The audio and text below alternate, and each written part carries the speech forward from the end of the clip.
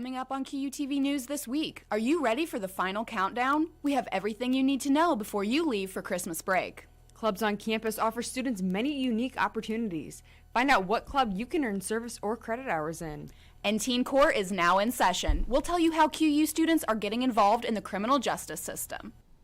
Hello and welcome to the last QUTV show of the semester. I'm Ashlyn Worley. And I'm Quincy Feeney.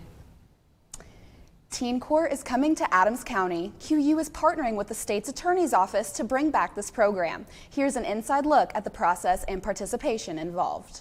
This is the hallway youth offenders will walk down to come face to face with their fate. High school and college students are participating in a mock trial, preparing for the first case.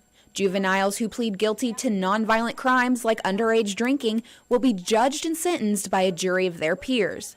Teen Court is beneficial for everyone involved. Students get an inside look at the court system and will act as attorneys and members of the jury. The purpose of Teen Court is to deter juveniles from becoming repeat offenders. This court is very important for my office's purposes because it is a diversion program and it helps youthful offenders not have to go through the formal court process while still receiving an appropriate consequence. The program is completely voluntary. It surprised me how many students have came out, and it would be awesome to have more. The defendant has 90 days to complete the remedy imposed by the jury. If they fail to comply, it may lead to possible prosecution. I asked the student who role-played as a youth offender what it's like in that situation. They're probably extremely scared and embarrassed. I think embarrassed is the number one thing. And after the jury reaches its verdict, the defendant may be left feeling as empty as this courtroom. Reporting from Friars Hall, Ashlyn Worley, QUTV News. Nathan Caldwell, a former QU student and daycare worker, is due back in court next week. Caldwell is facing multiple Class X felonies for possession of child pornography.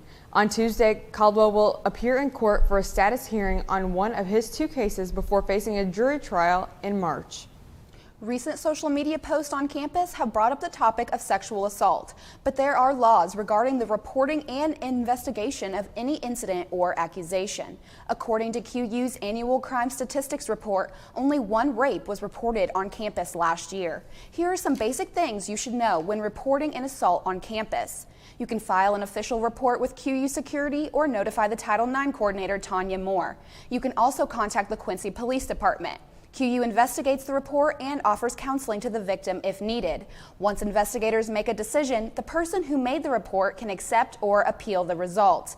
If you or someone you know is a victim of sexual assault, please do not stay silent. You can read more information on Title IX on our website at QUmedia.net. Well, with winter break quickly approaching, there are several things students who live in the dorms need to do. QUTV's Taylor King tells you how you can avoid extra fines and fees. Keeping your rooms and your keys with you at all times is a very important thing when it comes to avoiding room charges. For the most part, students are good about keeping their living spaces clean and keeping track of their keys. I haven't heard of any charges, but I know many people that have lost their keys and managed to found them. Me personally, I had a roommate who did lose his key and almost had to pay the charge, but he eventually found it. Leaving for breaks can be more stressful than students think. Room charges can be made if students do not keep their rooms in tip-top shape. Outside a student's dorm room where her door was shut and locked when she came back from Thanksgiving break. Now let's see if it opens. And just like that, as she said, it doesn't open because she was given the wrong key once she moved in. But there are reasons as to why RA shut and lock your doors if you do not do it yourself. We mainly do it for privacy reasons of each individual student, just so that they feel like all their stuff's secure in their rooms. Your bathrooms are cleaned, that all trash is taken out, and nothing can rot over break is left. And of course, turn your thermostats to 72 degrees. Taylor King, QUTV News, Quincy. The Office of Student Development is looking for RAs for next school year. Currently, RAs can find enjoyment in helping others. Another way to help my fellow students out. I really liked how she was there for them in a way nobody else could be, and I wanted to be able to be that for people. To be an RA, you should possess leadership skills and be creative. RAs are required to host different programs for students. Past programs included movie nights and decorating the halls. Applications are due December 14th at 4 p.m. Finally, finals week is just around the corner. They will begin on Monday, and you can take a sigh of relief by Thursday when finals conclude. You can find the exam schedule on the QU website under the Registrar tab. Each exam is allotted 1 hour and 50 minutes. If you are still unsure what time you take your finals, ask your professor. Chances are really good that the final day and time are on the syllabus. Well, one QU freshman is ending his first semester at college with gratitude. He remembers what life was like just 6 months ago. QUTV reporter Abigail Moore has a story. Edgar Cortez had been planning on attending Quincy University for a while, but before his high school graduation in May of 2017, his plans were forced to be put on hold. When I was a senior in high school, I was diagnosed with rhabdomyosarcoma. Rhabdomyosarcoma is a rare form of cancer found in the soft tissue of the body. He dealt with this for months until one scan revealed that the cancer had disappeared, but he still had a year of chemotherapy left to complete. Whenever they told me that my cancer was gone, my doctor told me to hold off on school just because it was a weekly regimen, so I wasn't going to be able to handle both. The QU cross-country and track coach offered Cortez a spot on the team before his diagnosis, and he held that spot for him. Cortez came into his first season on the team with a positive mindset. Every week we saw improvement, and we talked a lot and said, you only ran a quarter of a mile this last time, now you ran a half a mile, then a mile. Then we got the distance up. Then he started working on the speed of it. Cortez is a red shirt on the team for the fall and spring season. Snow is falling from the sky, yet you can still find the Quincy University cross-country team practicing outdoors, but you won't spot Edgar. He's taking that precautionary step to not get sick during this winter season, but normally the cross-country team warms up and stretches right in between Padua Hall and the Hawks Hangout, and then spends 30 to 45 minutes running different routes around Quincy. His adjustment to classes and coursework was also a challenge. He said he didn't have the mindset or the energy, but he's worked hard. Cortez plans to double major in criminal justice and political science. Abigail Moore, QUTV News, Quincy. In his future, Cortez hopes to give back to the community by creating foundations, donating, and creating events for cancer patients.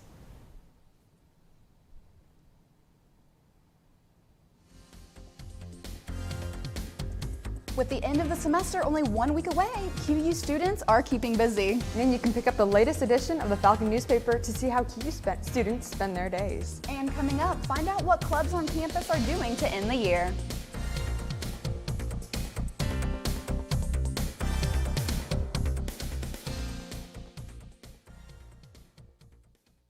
Paying for college can be difficult, but 4 students won't have to pay a dime for school next year.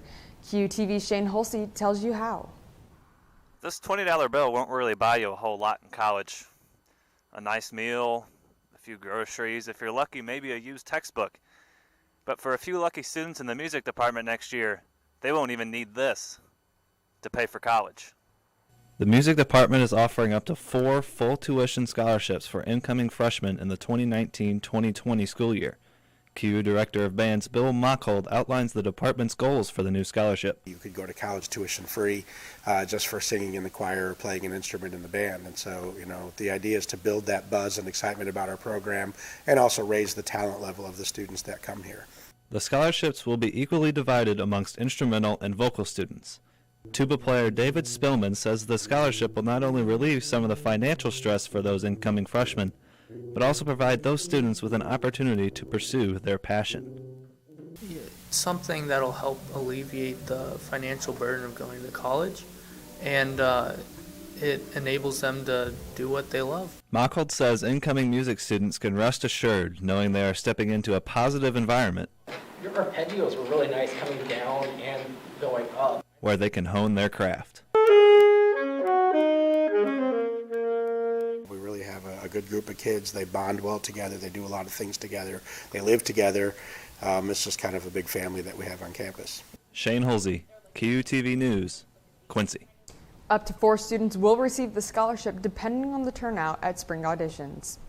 To end the semester on a good note, the QU Music Department is hosting a saxophone day this Saturday, December 8th. The day begins at 8:30 in the Connie Neiman Center for Music at North Campus. This event is free and open to all high school music students who play the saxophone. Students are encouraged to register online. Participants will put on a concert for family and friends that evening.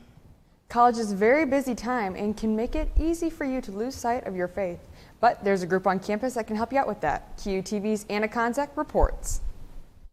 The St. Clair Living Community is a group of students that live together in Willard Hall with the intention of growing in their faith. Genesis Torrance says that living in the St. Clair community is very beneficial for her and her journey to strengthening her faith. I knew that if I were to live with them, it was going to be a gift, but also like something that was going to be very beneficial to me because I needed that. I needed that accountability and just people to genuinely care and be interested and invested in my growth. To help each other grow in their faith, members attend Mass, pray, go to confession, hold a public prayer every night, and hold spiritual readings every week. Just like for Genesis, the living community has been very beneficial for other members as well. It's pretty much affected like my whole person, I guess. It's just really helped me grow and really given me good friends who I'll have with me for the rest of my life. The suite is decorated with objects to serve as a constant reminder to the members of their goals, as well as a photo collage of previous members, all circling the group's patron saint, St. Clair. I'm standing in front of Willard Hall, which is home to the St. Clair Living Community. The suite holds up to 8 members, but right now this year is only home to 3. Anyone can join the community, and it makes the housing lottery process a lot easier for students. Students interested in joining the community can contact Genesis or attend their event after Christmas break. We're going to have like a come and see event so they can come into the suite. We're going to have hors d'oeuvres for them, like lemonade and different things, and just let them see our rooms and just like see if they can visualize themselves here. If you have the same goals as Genesis and Lydia, then don't miss out on your opportunity to see your next living arrangements on campus. Anna Konzak, QUTV News, Quincy. And the winner is Cooper Harrison, who received the prestigious Lincoln Laureate Award. The award is presented to one senior from every four-year college and university in Illinois. Classroom excellence and leadership skills are qualities that the winners possess. Congratulations to Cooper Harrison on winning this award. The act of volunteering is a core value at QU and is a part of the Franciscan heritage. You may be unaware of one club on campus centered around volunteer work. QUTV's Taylor McMonigal has more. Over the past couple of years, Quincy University's Circle K Club has lost traction from students, but members are looking to change that for the future. Circle K International is a worldwide service organization. It is a service leadership program of Kiwanis International that promotes service, leadership, and fellowship. This year, the club gained new leadership as sophomore Hannah Bryce took over as club president. Well, we just went to a leadership training weekend getaway kind of a thing, so we learned how to recruit more members and just keep membership up and stuff like that. After graduating most of its members, the QU Circle K Club currently has 6 members remaining from last year, but with increased promotion and recruiting, the club hopes to gain more members along with the support of President Phil Conover. Recently, students received an email encouraging them to sign up for the Circle K Club on campus, and it was signed by President Phil Conover, whose office is right here. But now, why would the president of Quincy University personally encourage students to join the Circle K Club? I became a history teacher at Quincy High School, and when I was offered the opportunity to be the faculty sponsor, if you will, for the Circle K organization, I took it immediately because I was very interested in some of the national projects that Circle K was endorsing at that time, and I also liked the idea of young people learning the concept of service. The club participates in volunteer activities throughout the year, like ringing bells at Christmas time and making welcome baskets for incoming freshmen in the fall. If you are interested in joining, the club meets every Monday night at 9 p.m. below the CAF. Taylor McMonigal, QUTV News, Quincy. The Chief Executive Officers Club, or you may know it as the CEO Club, does more than just host events. QUTV's Alexa Lowe will tell you why this club is not just strictly all business. Events that the CEO Club puts on is the Complex Night, the Haunted House.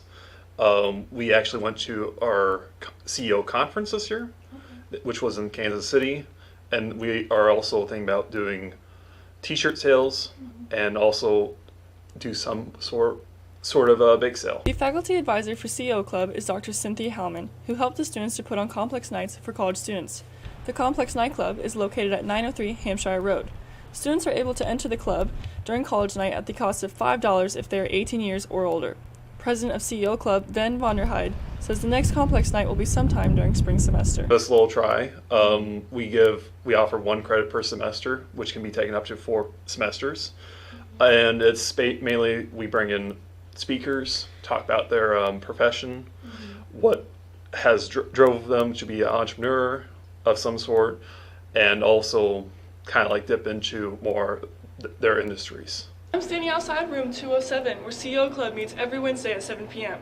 They come here to share their new ideas and often have guest speakers who share their success stories with the students. CEO Club is always welcome to new members, so if you find yourself not busy on a Wednesday afternoon at 7 p.m., consider stopping by Francis Hall, 2nd floor, room 207, to see what CEO Club is all about. It's really easy going there, and I can promise you that the stuff isn't too hard. Well, when you hop on your flight home for Christmas break, you may be surprised who your pilot might be. And QUTV's Abigail Moore will tell you what conditions will be like when you're traveling home.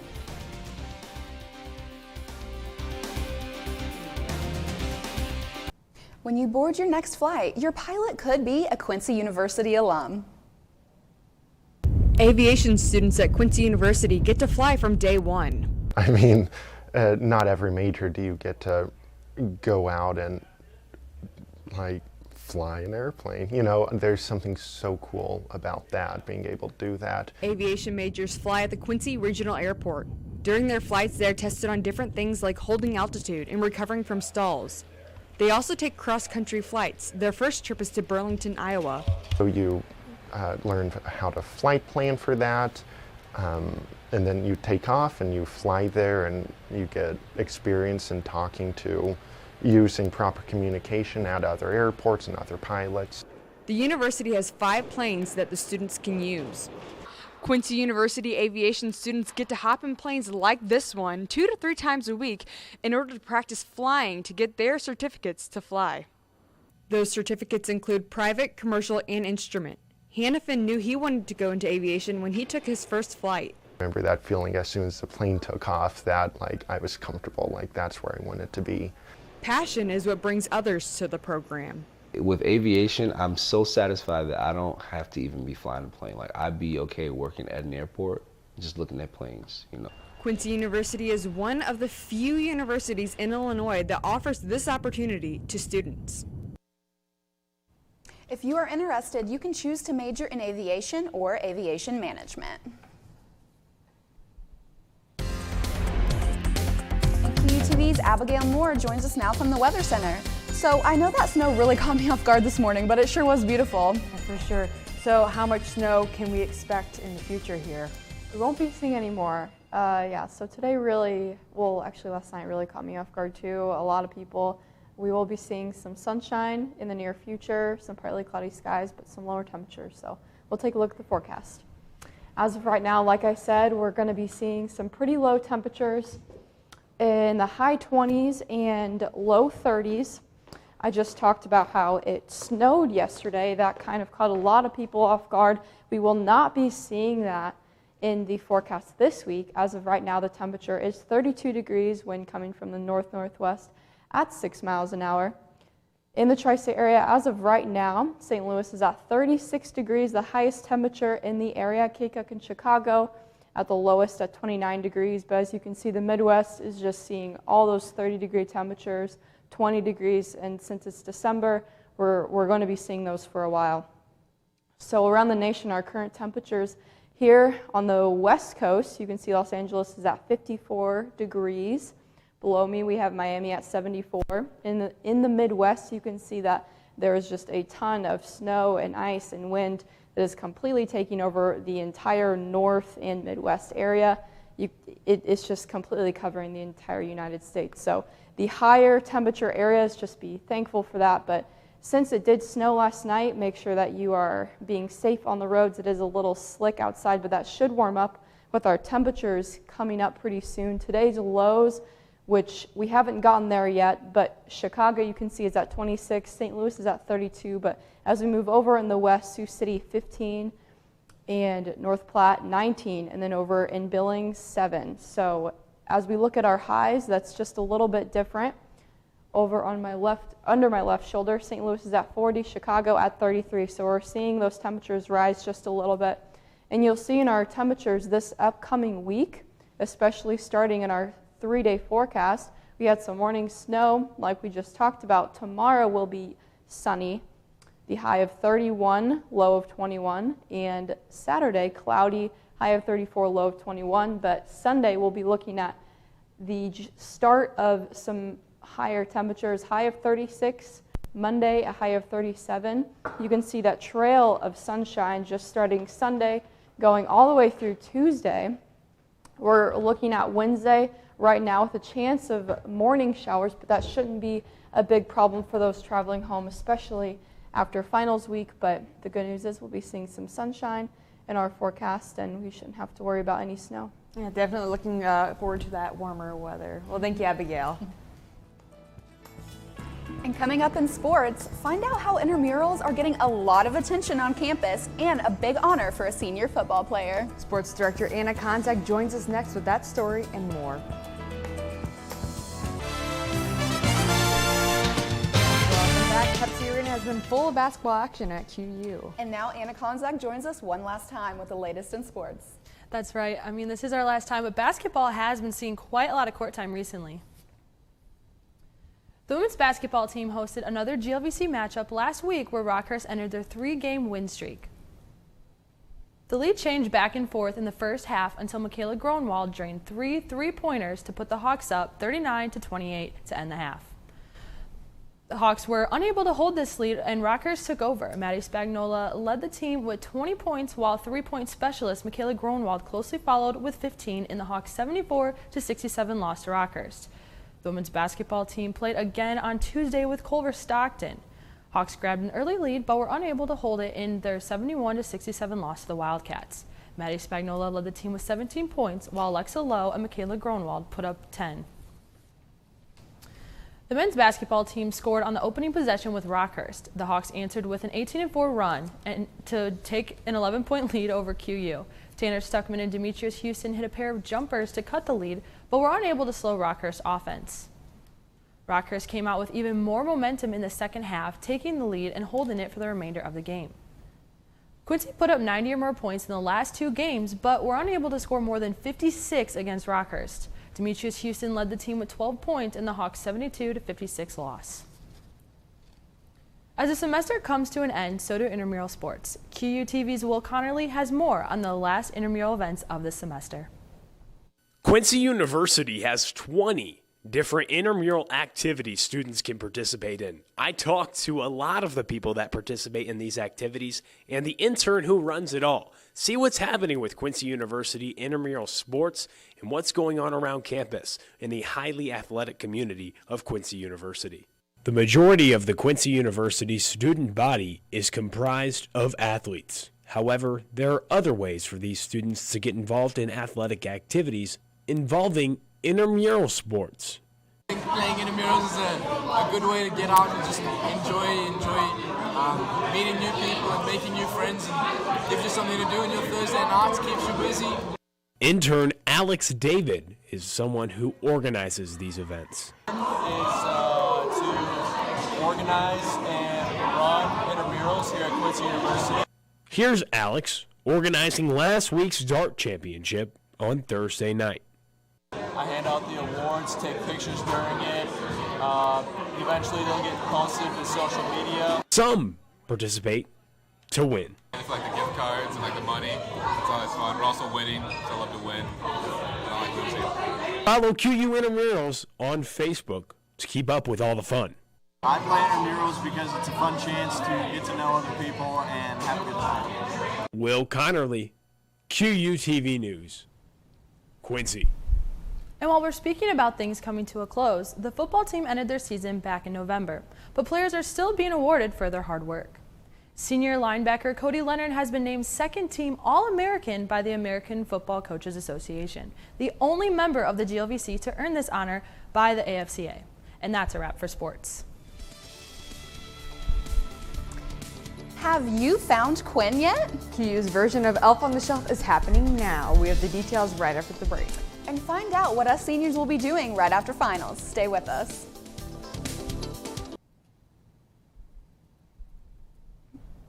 Quinn is back at QU.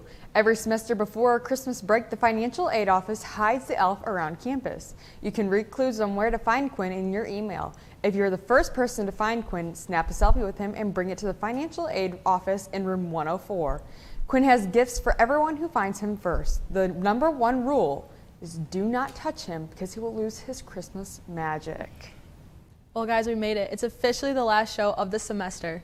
I just can't believe how fast it went. Yeah. Well, before we say our final goodbyes, Ashlyn has some pretty big plans, so what's that news? So you guys know I will be graduating next week. I can't believe it's finally here. And I'll be moving to Colorado where I'll start my job as a TV producer out there. So what about you guys? One semester left. Well, you'll have to stay tuned to find out. So thank you for joining us for our last show of the year. We will see you right back here next semester. For Anna and Abigail, I'm Quincy Feeney. And I'm Ashlyn Worley. And from all of us at QUTV, we wish you a Merry Christmas and Happy Holidays.